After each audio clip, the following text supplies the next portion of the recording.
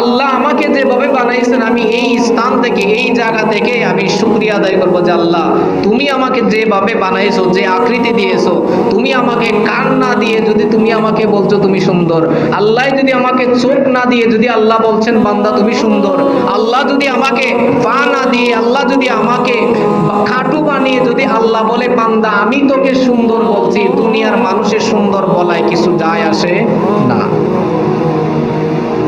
আল্লাহ আমাকে হাত না দিয়ে আল্লাহ বলছেন লাকাদ খালাকনাল ইনসানা ফি আহসানি তাকওয়িম।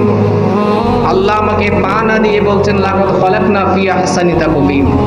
আল্লাহ আমাকে চক্ষু না দিয়েও, আল্লাহ আমাকে কান না দিয়েও, আল্লাহ আমাকে খাটু করে বানিয়ে আল্লাহ আমাকে কালো করে বানাইছেন, কিন্তু আল্লাহ বলছেন লাকাদ খালাকনাল ইনসানা ফি আহসানি তাকওয়িম।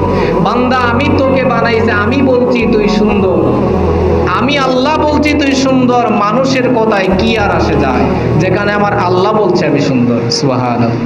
লাকাদ খালাকনাল ইনসানা ফি আহসানি তাকওয়িম।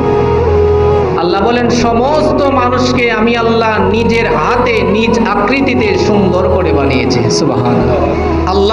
আল্লাহ যেখানে বলছেন সুন্দর, আল্লাহর চেয়ে সুন্দর, আল্লাহর চেয়ে উত্তম কথা, আল্লাহর চেয়ে উত্তম বাণী কোনো মানুষের হতে পারে না। তিনি সবার বড়, তিনি আমার মালিক।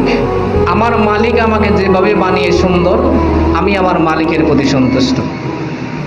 তো আমরা যে নিয়ামত আল্লাহ আমাদেরকে দিয়েছেন এর শুকরিয়া আদায় করেই তো আমরা শেষ করতে পারবো না, যে আল্লাহ পাক আমাদেরকে কতটুকু নিয়ামত দিয়েছেন।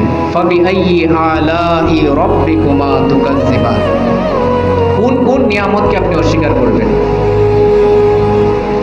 আপনি যখন নিজের প্রতি যখন কোনো অহংকার আসে, অথবা নিজের প্রতি যখন ঘৃণা আসে যে আল্লাহ খেনে আমার এইরকম বানাইলা না, আল্লাহ খেনে আমাকে এটা দিলা না, তখন আপনি আপনার চেয়ে নিম্নস্থলে যারা আছে তাদের দিকে তাকান।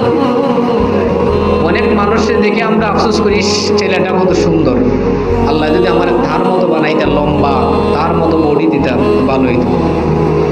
কিন্তু আপনি তো আপনার যে বিশ্রীতে তার দিকে তাকান না, যে আল্লাহ তারে কেমন বানাইছেন, তার থেকে তো আপনাকে সুন্দর বানাইছে।